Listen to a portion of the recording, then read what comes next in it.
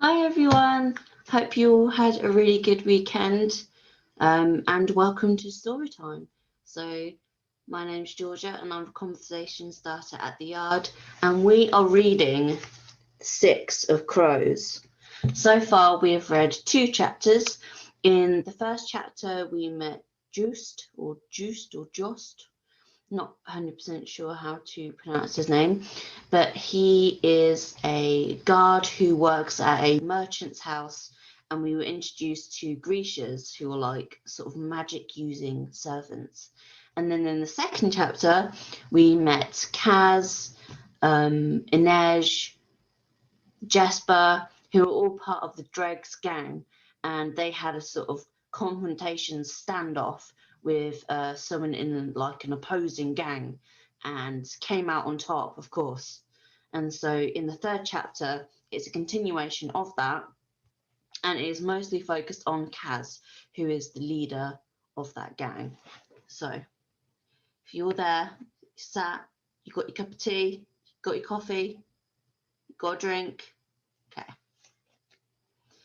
Cheers greeted Kaz as he emerged from the eastern arch, Jasper trailing behind him and, if Kaz was any judge, already working himself into a sulk. Dirks, Rotty, and the others charged at them, whooping and shouting, Jasper's revolvers held aloft. The crew had got the barest glimpse of the proceedings with Gills, but they'd heard most of it. Now they were chanting, "The burst rat is on fire! The dregs don't have no water!" "I can't believe he just turned tail," jeered Rotty. "He had a loaded pistol in his hand." "Tell us what you had on the guard, do you expect? Can't be the usual stuff." "I heard about a guy in Slocken who used to roll around in apple syrup and then get too—" "I'm not talking," said Kaz. "Holt could prove useful in the future." The mood was jittery, and their laughter had the frantic serration that came with near disaster. Some of them had expected a fight and were still itching for one. But Kaz knew that there was more to it, and he hadn't missed the fact that no one had mentioned Big Bollinger's name. They'd been badly shaken by his betrayal, both the revelation and the way that Kaz had delivered punishment. Beneath all of that jostling and whooping, there was fear. Good. Kaz relied on the fact that the dregs were all murderers, thieves, and liars. He just had to make sure that they didn't have a habit of lying to him. Kaz dispatched two of them to keep an eye on Big Bowl and to make sure that if he did make it to his feet, he had left the city. The rest could return to the Slat and the Crow Club to drink off their worry, make some trouble, and spread word of the night's events. They'd tell what they'd seen, embroider the rest, and with every retelling, Dirty Hands would get crazier and more ruthless. But Kaz had business to attend to, and his first stop would be Fifth Harbour. Jasper stepped into his path. "You should have let me know about Big Bollinger," he said in a furious whisper. "Don't tell me my business, Jez." "Do you think I'm dirty too?" "If I thought you were dirty, you'd be holding your guts in on the floor of the exchange like Big Bowl, so stop running your mouth." Jasper shook his head and rested his hands on the revolvers he'd reclaimed from Dirk's. Whenever he got cranky, he liked to lay his hands on a gun, like a child seeking the comfort of a favoured doll. It would have been easy enough to make peace. Kaz could have told Jasper that he knew he wasn't dirty, reminded him that he trusted him enough to make him his only real second in a fight that could have gone badly wrong tonight. Instead, he said, "Go on, Jasper. There's a line of credit waiting for you at the Crow Club. Play till morning or your luck runs out, whichever comes first." Jasper scowled, but he couldn't keep the hungry gleam from his eye. "Another bribe?" "I'm a creature of habit." "Lucky for you, I am too." He hesitated long enough to say, "You don't want us with you? Gills's boys are going to be rolled after that." "Let them come," Kaz said, and turned down Nemstrat without another word. "If you couldn't walk by yourself through Ketterdam after dark, you might as well just hang a sign that read "soft" around your neck and lie down for a beating." He could feel the dregs' eyes on his back as he headed over the bridge. He didn't need to hear their whispers to know what they would say. They wanted to drink with him, hear him explain how he'd known Big Bollinger had gone over to the Black Tips, listen to him describe the look in Gills's eyes when he dropped the pistol. They'd never get it from Kaz, and if they didn't like it, they could find another crew to run with. No matter what they thought of him, they'd walk a little taller tonight. It was why they stayed, why they gave their best approximation of loyalty for him. When he had officially become a member of the Dregs, he'd been 12, and the gang had been a laughingstock. Street kids and washed-up cadgers running shell games and penny poor cons out of a run-down house in the worst part of the barrel. But he hadn't needed a great gang, just one he could make great, one that needed him. Now they had their own territory, their own gambling hall, and that run-down house had become the slap, a dry, warm place to get a hot meal or hole up when you were wounded. Now the Dregs were feared. Kaz had given them that. He didn't owe them small talk on top of that. Besides, Jasper was smooth all over. A few drinks in and a few hands up and the sharpshooter's good nature would return. He held a grudge about as well as he held his liquor, and he had a gift for making Kaz's victories sound like they belonged to everyone. As Kaz headed down one of the little canals that would take him past Fifth Harbour, he realised he felt saints. He felt almost hopeful. Maybe he should see a medic. The black tips had been nipping at his heels for weeks, and now he'd forced them to play their hand. His leg wasn't too bad either, despite the winter chill. The ache was always there, but tonight it was just a dull throb. Still, a part of him wondered if the parlay was some sort of test Haskell had set for him. Haskell was perfectly capable of convincing himself that he was the genius making the Dregs prosper, especially if one of his cronies was whispering in his ear. That idea didn't sit easy, but Kaz could worry about Haskell tomorrow. For now, he'd make sure everything was running on schedule at the harbour, and then head home to the slat for a much-needed sleep. He knew Inej was shadowing him. She'd been with him all the way from the exchange. He didn't call out to her. She would make herself visible when she was good and ready. Usually he liked the quiet. In fact, he would have happily sewn most people's lips shut. But when she wanted to, Inej had a way of making you feel her silence. It tugged at your edges. Kaz managed to endure it all the way past the iron railings of Zent's Bridge, the grating covered in little bits of rope tied in elaborate knots, sailors' prayers for safe return from sea. Superstitious rot. Finally he gave in and said, "Spit it out already, Rafe." Her voice came from the dark. "You didn't send anyone to Burstrat." "Why would I?" "If Gills doesn't get there in time." "No one's setting fires at 19 Burstrat." "I heard the siren." "A happy accident. I take inspiration where I find it." "You were bluffing then. She was never in any danger." Kaz shrugged, unwilling to give her an answer. Inej was always trying to wring little bits of decency from him. When everyone knows you're a monster, you needn't waste time doing every monstrous thing. "Why did you even agree to the meet if you knew it was a setup?" She was somewhere to the right of him, moving without a sound. He had heard other members of the gang say that she moved like a cat, but he suspected cats would sit attentively at her feet to learn her methods. "I'd call the night a success," he said. "Wouldn't you?" "You were nearly killed. So was Jasper." Gills emptied the Black Tip's coffers, paying useless bribes. "We've outed a traitor, re-established our claim on Fifth Harbour, and I don't have a scratch on me. It was a good night." "How long have you known about Big Bollinger?" "Weeks. We're going to be short-staffed." That reminds me. Let Rahaki go." "Why? There's no one like him at the tables." Lots of sobs know their way around a deck of cards. Rahaki is a little too quick. He's skimming. "He's a good dealer. He has a family to provide for. You could give him a warning, take a finger. Then he wouldn't be a good dealer anymore, would he?" When a dealer was caught skimming money from a gambling hall, the floor boss would cut off one of his pinky fingers. It was one of those ridiculous punishments that had somehow become codified in gangs. It threw off the skimmer's balance, forced him to relearn his shuffle, and showed any future employer that he had to be watched. But it also made him clumsy at the tables. It meant he was focusing on simple things like the mechanics of the deal instead of watching the players. Kaz couldn't see Inej's face in the dark, but he sensed her disapproval. Greed is your god, Kaz. He almost laughed at that.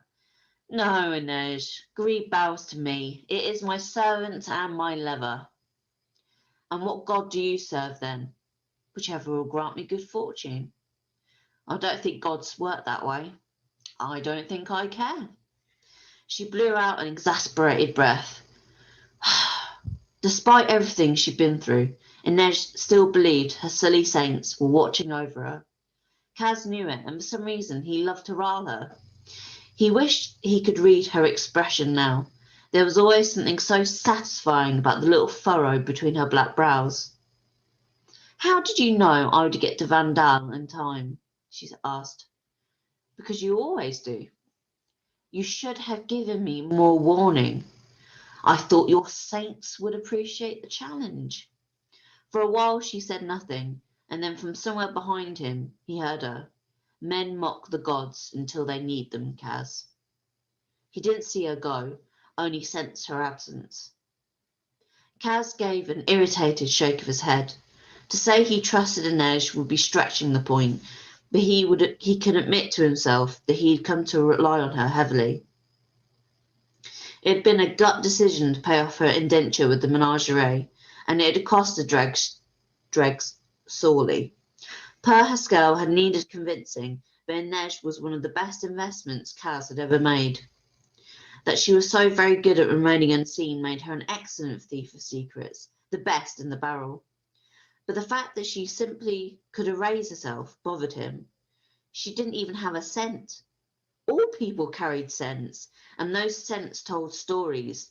The hint of carbolic on a woman's fingers, or wood smoke in her hair, the wet wool of a man's suit, or the tinge of gunpowder lingering in his shirt cuffs. But not Inej. She'd somehow mastered invisibility. She was a valuable asset. So why couldn't she just do her job and spare him her moods? Suddenly, Kaz knew he wasn't alone. He paused, listening. He cut through a tight alley, split by a murky canal. There were no street lamps here, and little foot traffic, nothing but the bright moon and the small boats bumping against their moorings. He had dropped his guard, let his mind give in to distraction. A man's shape appeared at the head of the alley. What business? Kaz asked. The shape lunged at him. Kaz swung his cane in a low arc. It should have made direct contact with his attacker's legs, but instead it sailed through empty space. Kaz stumbled, thrown off balance by the force of his swing. Then, somehow, the man was standing right in front of him. A fist connected with Kaz's jaw. Kaz shook off the stars that rocketed through his head. He spun around and swung again, but there was no one there. The weighted head of Kaz's stick whooshed through nothing and cracked against the wall. Kaz felt the cane torn from his hands by someone on his right. Was there more than one of him? And then a man stepped through the wall. Kaz's mind stuttered and reeled, trying to explain what he was seeing as a cluster of mist became a cloak, boots, the pale flash of a face. Ghosts, Kaz thought. A boy's fear, but it came with absolute surety. Geordie had come for his vengeance at last. It's time to pay for your debts, Kaz. You never got something for nothing. The thought passed through Kaz's mind in a humiliating, gibbering wave of panic. Then the phantom was upon him, and he felt a sharp jab of a needle in his neck. A ghost with a syringe? Fooled, he thought, and then he was in dark. Kaz woke to the sharp scent of ammonia. His head jerked back as he fully returned to consciousness. The old man in front of him wore the robes of a university medic. He had a bottle of woofed salts in his hand that was wavering beneath Kaz's nose. The stink was nearly unbearable. Get away from me, Kaz rasped. The medic eyed him dispassionately, returning the woof salts to their leather pouch.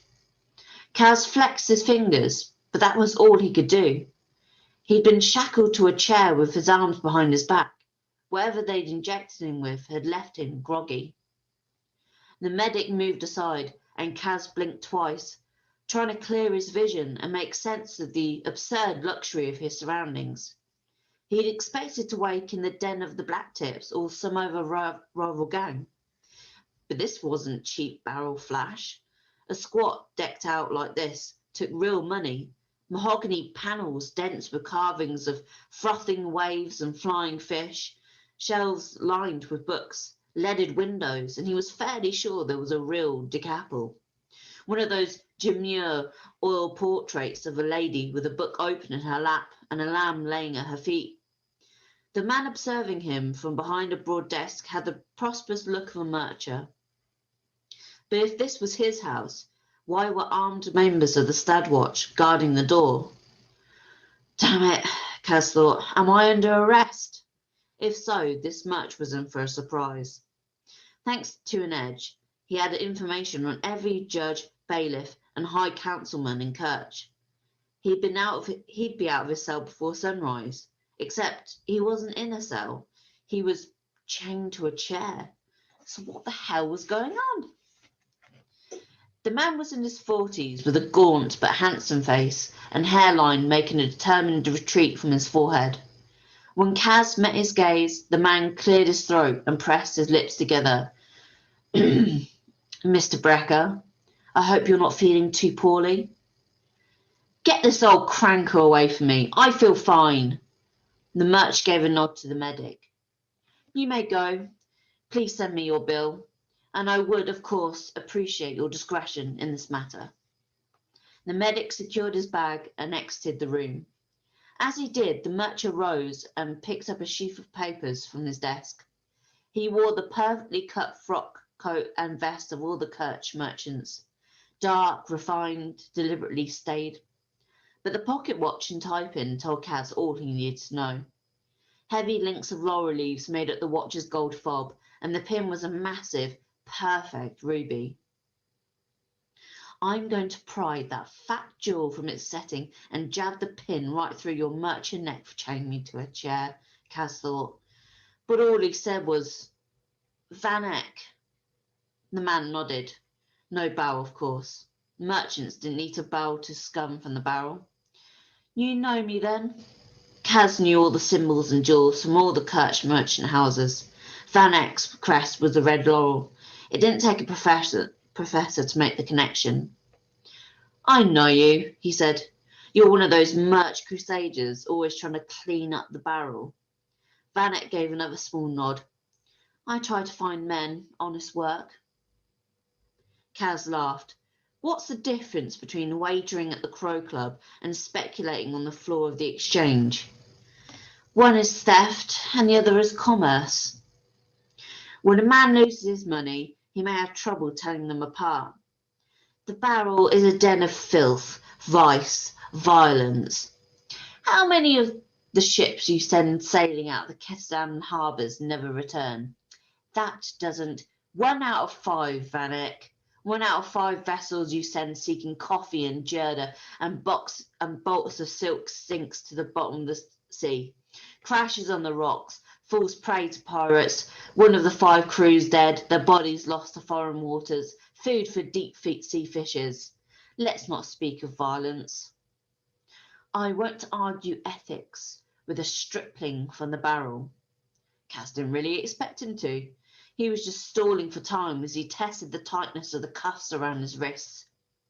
He let his fingers feel along the length of the chain as far as they were able, still puzzling out where Van Eck had brought him. Though Kaz had never met the man himself, he'd had cause to learn the layout of Van Eck's house, inside and out. Wherever they were, it wasn't the merchant's mansion. Since you didn't bring me here to philosophise, what business? It was the question spoken at the opening of any meeting. A greeting from a peer, not a plea from a prisoner. I have a proposition for you. Rather, the council does. Kaz hid his surprise. Does the merchant council begin all negotiations with a beating? Consider it a warning and a demonstration. Kaz remembered the shape from the alley, the way it had appeared and disappeared like a ghost. Geordie. He gave himself an internal shake. Not Geordie, you podge. Focus. They'd nabbed him because he'd been flushed off a victory and distracted. This was his punishment, and it wasn't a mistake he'd make it again. That doesn't explain the phantom. For now, he pushed the thought aside. What possible use could the Merchant Council have for me? Vanek thumbed through the papers in his hand. You were first arrested at 10, he said, scanning the page. Everyone remembers his first time? Twice again in that year, twice at 11. You were picked up on the stud watch, roused at a gambling hall when you were 14, but you haven't served any time since. It was true. No one had managed to pinch on Kaz in 3 years. I cleaned up, Kaz said, found honest work, live a life of industry and prayer. Don't blaspheme, Vanek said mildly, but his eyes flashed briefly with anger. A man of faith, Kaz noted, as his mind sorted through everything he knew about Vanek. Prosperous, pious, a widower, recently remarried to a bride not much older than Kaz himself. And of course there was the mystery of Vanek's son. Vanek continued paging through the file. You run book on prize fights, horses, and your own games of chance. You've been floor boss at the Crow Club for more than 2 years. You're the youngest to ever run a betting shop, and you've doubled its profits in that time. You're a blackmailer. I broker information. A con artist. I create opportunity. A broad and a murderer. I don't run whores, I kill for a cause. And what cause is that? Same as yours, Murch. Profit. How do you get your information, Mr. Brecker? You might say I'm a lockpick. You must be a very gifted one. I am indeed, Kaz leaned back slightly. You see, every man is a safe, a vault of secrets and longings. Now, there are those who take the brute's way, but I prefer a gentler approach. The right pressure applied at the right moment in the right place. It's a delicate thing. Do you always speak in metaphors, Mr. Brecker? Kaz smiled. It's not a metaphor. He was out of his chair before the chains hit the ground. He leaped over the desk, snatching a letter opener from its surface in one hand and catching hold of the front of Vanek's shirt with the other. The fine fabric bunched as he pressed the blade to Vanek's throat. Kaz was dizzy and his limbs felt creaky from being trapped in the chair, but everything seemed sunnier with a weapon in his hand. Vanek's guards were facing him, all with guns and swords drawn. He could feel the Merchant's heart pounding beneath the wool of his suit. I don't think I need to waste breath on threats, Kaz said. Tell me how to get to the door, or I'm taking you through the window with me. I think I can change your mind. Kaz gave him a little jostle. I don't care who you are or how big that ruby is. You don't take me from my own streets. You don't try and take a deal with me while I'm in chains. Mika, Vanek called, and then it happened again. A boy walked through the library wall. He was pale as a corpse and wore an embroidered blue Grisha tide-maker's coat with red and gold ribbon at the lapel, indicating his association with Vanek's house. But not even Grisha could stroll through a wall. Drugged, Kaz thought, trying not to panic. I've been drugged.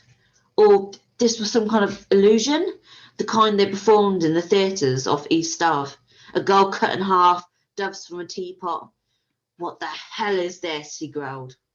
Let me go and I'll explain. You can explain right where you are. Vanek huffed a short, shaky breath. What you're seeing are the effects of a jurda parem. Jurda is just a stimulant. The dried little blossoms were grown in Novy Yem and sold in shops all over Kestam. In his early days in the dregs, Kaz had chewed them to stay alert during stakeouts. It had stained his teeth orange for days after. It's harmless, he said. Jurda parem is something completely different, and it is most certainly not harmless. So you did drug me? Not you, Mr. Brecker. Mika. Kaz took in the sickly pallor of the Grisha's face. He had dark hollows beneath his eyes and the fragile, trembling build of someone who had missed several meals and didn't seem to care. Jurda parem is a cousin to ordinary jurda, Vanek continued. It comes from the same plant. We're not sure of the process by which the drug is made, but a sample of it was sent to the Kirch Merchant Council by a scientist named Bol Young Bahir. Shu? Yes, he wished to defect, so he sent us a sample to convince us of his claims regarding the drug's extraordinary effects. Please, Mr. Brecker, this is a most uncomfortable position. If you'd like, I will give you a pistol, and then we can sit and discuss this in a more civilized fashion. A pistol and my cane. Vanek gestured to one of his guards, who exited the room and returned a moment later with Kaz's walking stick. Kaz was just glad he used the damn door. Pistol first, Kaz said, slowly.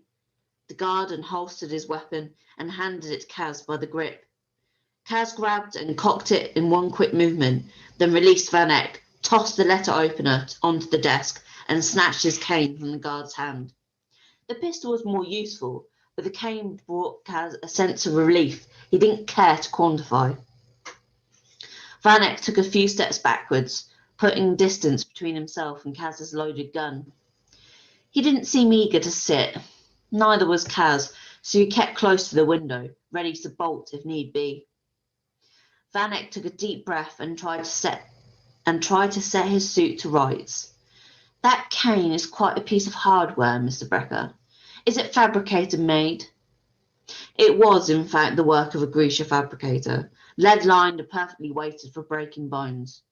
None of your business. Get talking, Vanek. The merchant cleared his throat. One bowl young beer sent us a sample of jurda parem. We fed it to 3 Grisha, one from each order. Happy volunteers? Indentures, Vanek conceded. The first 2 were a fabricator and a healer indentured to Councilman Hode.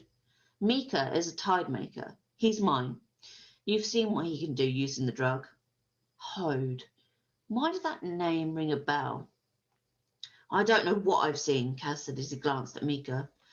The boy's gaze was focused intently on Vanek, as if awaiting his next command, or maybe another fix.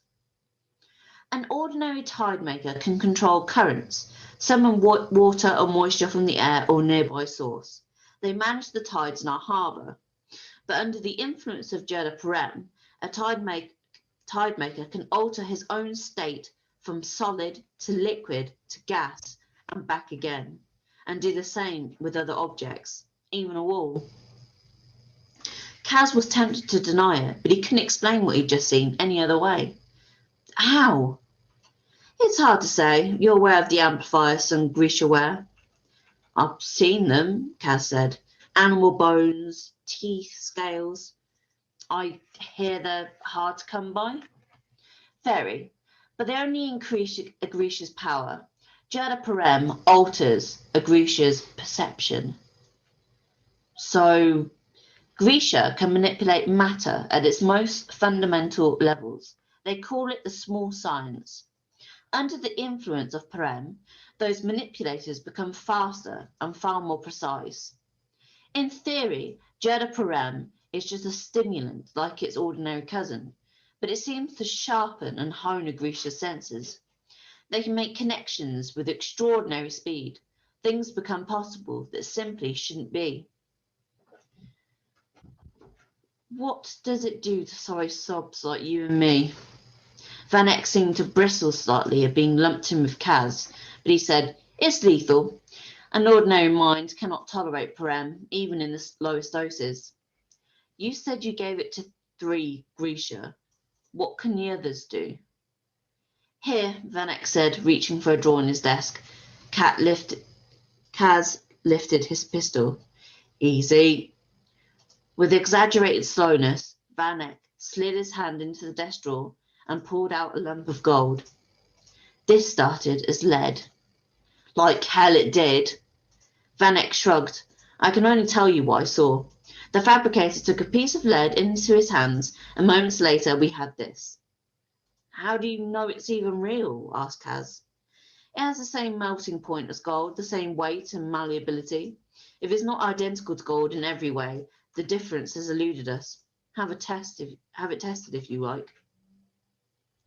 Kaz tucked his cane under his arm and took the heavy lump from Van Eyck's hand. He slipped it into his pocket. Whether it was real or just a convincing imitation, a chunk of yellow that big could buy plenty on the streets of the barrel. You could have got that anywhere, Kaz pointed out. I would bring host fabricator here to show you himself, but he isn't well. Kaz's gaze flickered to Mika's sickly face and damp brow. The drug clearly came with a price. Let's say this is all true and not cheap coin trick magic. What does that have to do with me? Let's say perhaps you have heard of the Shu paying off the entirety of their debt to Kerch with a sudden influx of gold, the assassination of the trade ambassador from Novoye Zem, the theft of documents from a military base in Ravka. So that was the secret behind the murder of the ambassador in the washroom, and the gold in those 3 Shu ships must have been fabricator made. Kaz hadn't heard anything about the Ravkan documents, but he nodded anyway. We believe all of these occurrences are the work of Grisha under the control of the Shu government and under the influence of Jurda Parem. Van Eyck scrubbed a hand over his jaw. Mr. Brecker, I want you to think for a moment about what I'm telling you. Men who can walk through walls, no vault or fortress will ever be safe again. People who can make gold from lead or anything else, for that matter, who can alter the very material of the world. Financial markets will be thrown into chaos. The world economy would collapse. Very exciting. What is it you want from me, Van Eyck? You want me to steal a shipment, the formula? No. I want you to steal the man. Kidnap Bolyan Vieux. Save him. A month ago, we received a message from Yobier begging for asylum. He was concerned about his government's plans for Jurda Parem, and we agreed to help him defect. We set out a rendezvous, but there was a skirmish at the drop point. With the Shu? No, with the Fjordans. Kaz frowned. The Fjordans must have spies deep in Shuhan, or Kerch if they had learned anything about the drug and Volbayer's plan so quickly. So send some of your agents after him. The diplomatic situation is somewhat delicate. It is essential that our government not be tied to Yobiar in any way. You have to know he's probably dead. The Fjordans hate Grisha. There's no way they'd let knowledge of this drug get out. Our sources say he is very much alive and that he is awaiting trial. Van Eyck cleared his throat. At the ice court. Kaz stared at Van Eyck for a long minute, then burst out laughing. Well, it's been a pleasure being knocked unconscious and taken captive by you, Van Eyck. You can be sure your hospitality will be repaid when the time is right. Now have one of your lackeys show me the door. We're prepared to offer you 5 million Kruger. Kaz pocketed the pistol. He wasn't afraid for his life now, just irritated that this Fink had wasted his time. This may come as a surprise to you, Van Eyck, but we canal rats value our lives just as much as you do yours. 10 million. There's no point to a fortune I won't be alive to spend. Where's my hat? Did your tide maker leave it behind in the alley? 20. Kaz paused. He had the eerie sense that the carved fish on the walls had halted mid-leap to listen. 20 million Kruger. Van Eyck nodded. He didn't look happy. I'd need to convince a team to walk into a suicide mission. That won't come cheap. Despite what he'd said to Van Eyck, there were plenty of people in the barrel who didn't have much to live for. 20 million Kruger is hardly cheap, Van Eyck snapped. The ice courts have never been breached. That's why we need you, Mr. Brecker. It's possible Bolvoyeur is already dead or he's given up all of his secrets to the Fjordans, but we think that we have at least a little time to act before the secret of Jurda Parem is put into play. If the Shu have the formula, Yolbier claimed he'd managed to mislead his superiors and keep the specifics of the formula secret. We think they're operating from whatever limited supply you'll be left behind. Greed bows to me. Maybe Kaz had been a little too cocky on that front. Now greed was doing Van Eyck's bidding. The lever was at work, overcoming Kaz's resistance, moving him into place. 20 million Kruger. What kind of job would this be? Kaz didn't know anything about espionage or government squabbles, but why would stealing Bol Valure from the Ice Corps be any different from liberating valuables from a merchant safe? The most well-protected safe in the world, he reminded himself. He'd need a very specialised team, a desperate team, who wouldn't balk at the real possibility that they'd never come back from this job. And he wouldn't be able to pull just from the dregs. He didn't have the talent he'd need in their ranks. That means that he'd have to watch his back more than usual.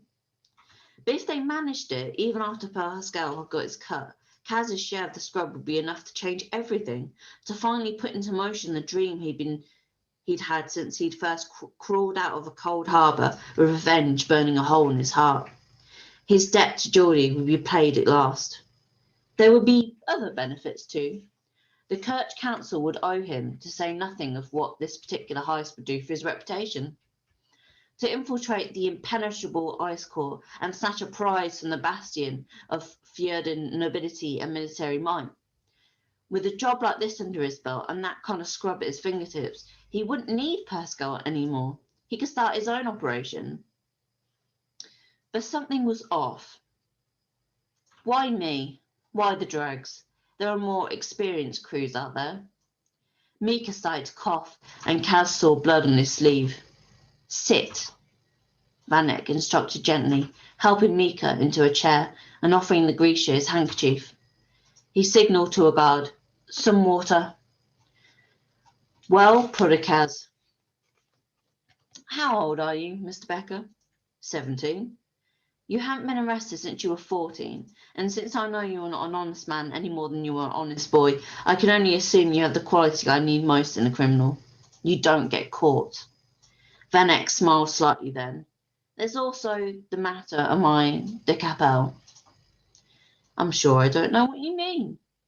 6 months ago, a de Capelle oil worth nearly 100,000 Kruger disappeared from my home.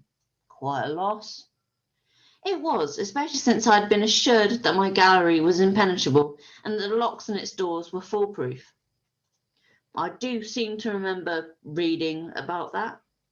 Yes, admitted Van Eyck with a small sigh.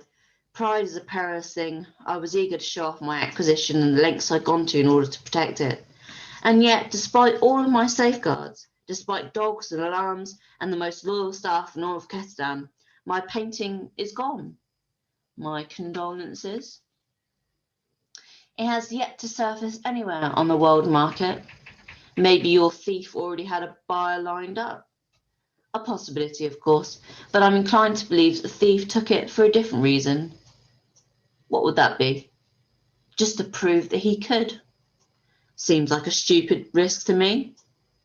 Well, who else can guess at the motives of thieves? Not me, certainly. From what I know of the Ice Corps, whoever stole my de Capelle is exactly who I need for this job. Then you'd be better off hiring him or her. Indeed, but I'll have to settle for you. Van Eyck held Kaz's gaze as if he hoped to find a confession written between his eyes. At last, Van Eyck asked, We have a deal then? Not so fast. What about the healer? Van Eyck looked baffled. Who? You said you gave the drugs to a Grisha from each order. Mika's a tide maker. He's your ethereal nick. The fabricator who mocked up your gold was a material nick. So what happened to the corporal nick, the healer? Van Eyck winced slightly, but simply said, Will you accompany me, Mr. Becker? Warily, keeping an eye on Mika and the guards, Kaz followed Van Eyck out of the library and down the hall. The house dripped with merchant wealth, walls panelled in dark wood, floors tiled in clean black and white, all in good taste, all perfectly restrained and impeccably crafted. But it had the feel of a graveyard. The rooms were deserted, the curtains drawn, the furniture covered in white sheets so that each shadowy chamber they passed looked like some kind of forgotten seascape cluttered with icebergs. Hode. Now the name clicked into place. There had been some kind of incident at Hode's mansion on the Geldstraat last week. The whole place had been cordoned off and crawling with Stadwatch. Kaz had heard rumours of a firepox outbreak, and even Inej hadn't been able to learn more. "This is Councilman Hode's house," Kaz said, skin crawling. He wanted no part of the plague, but the merchant's guards didn't seem remotely concerned. "I thought this place was under quarantine." "What happened here is no danger to us.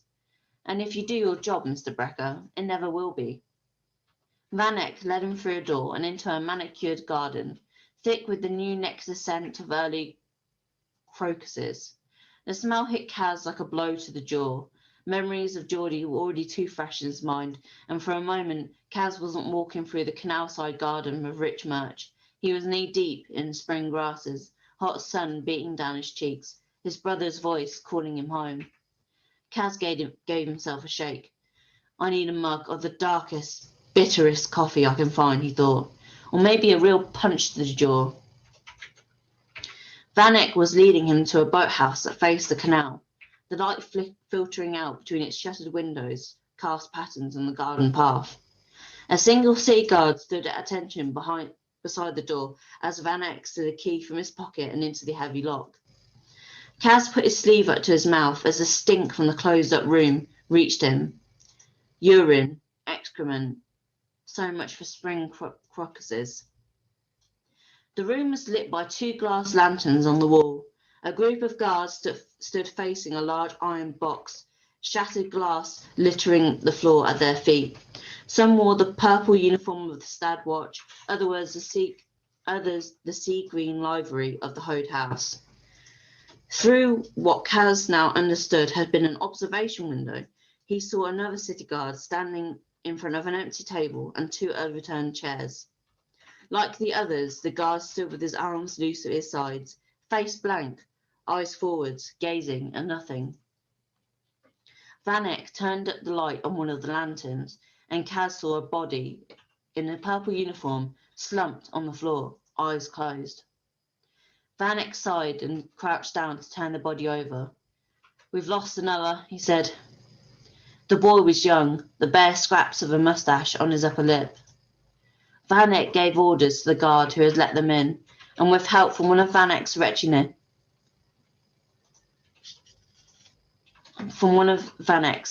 guards, they lifted the corpse and took it from the room. The other guards didn't react, just continued to stare ahead. Kaz recognised one of them, Henrik Darman, the captain of the Stadwatch. "Darman?" he queried, but the man made no response. Kaz waved a hand in front of the captain's face, then gave him a hard flick on the ear. Nothing but a slow, disinterested blink. Kaz raised his pistol and aimed it directly at the captain's forehead. He cocked the hammer. The captain didn't flinch, didn't react. His pupils didn't contract. "He's as good as dead," Van Eyck said. "Shoot, blow his brains out. He won't protest and the others won't react." Kaz loaded his weapon, a chill setting deep into his bones. What is this? What happened to them? The Grisha was Corporal Nick, serving her indenture with Councilman Hode's household. He thought because she was a healer and not a heartrender, he was making the safest choice to test the parem. Seemed smart enough. Kaz has seen heartrenders at work. They could rupture your cells, burst your heart in your chest, steal the breath from your lungs, or lower your pulse so that you dropped into a coma, all while never laying a finger on you. If even a part of what Van Eyck said was true, the idea of one of them dosed with jurda parem was a daunting proposition. So the merchants had tried the drug on a healer instead, but apparently things hadn't gone to plan. "You gave her the drug and she killed her master?" "Not exactly," Van Eyck said, clearing his throat. "They had her in that observation cell. Within seconds of consuming the parem, she took control of the guard inside the chamber." "How?" "We don't know exactly, but whatever method she used, it allowed her to subdue those guards as well." "That's not possible." "Isn't it? The brain is just one more organ, a cluster of cells and impulses. Why shouldn't a Grisha, under the influence of jurda parem, be able to manipulate those impulses? Kaz's disbelief must have shown. Look at these people, Van Eyck insisted. She told them all to wait. And that's exactly what they've done. That's all they've done since. Kaz studied the silent group more closely. Their eyes weren't blank or dead. Their bodies weren't quite at rest. They were expectant. He suppressed a shiver. He'd seen peculiar things, extraordinary things, but nothing like what he'd witnessed tonight. What happened to Hode? She commanded him to open the door, and when he did, she ordered him to cut the thumb from his hand. We only know how it all happened because the kitchen boy was present. The Grisha girl left him untouched, but he claims Hode carved away his own thumb, smiling all the while. Kaz didn't like the idea of some Grisha moving things around in his head, but he wouldn't be surprised if Hode deserved what he got. During Ravka's civil war, a lot of Grisha had fled the fighting and paid their way to Kerch by cutting indentures, and without realizing it, they'd essentially sold themselves into slavery. The Merch is dead. Councilman Hode has lost a great deal of blood, but he's in the same state these men. He's been removed to the country with his family and the staff from his house. Did the Grisha healer go back to Ravka? Kaz asked. Van Eyck gestured Kaz out of the eerie boathouse and locked the door behind them.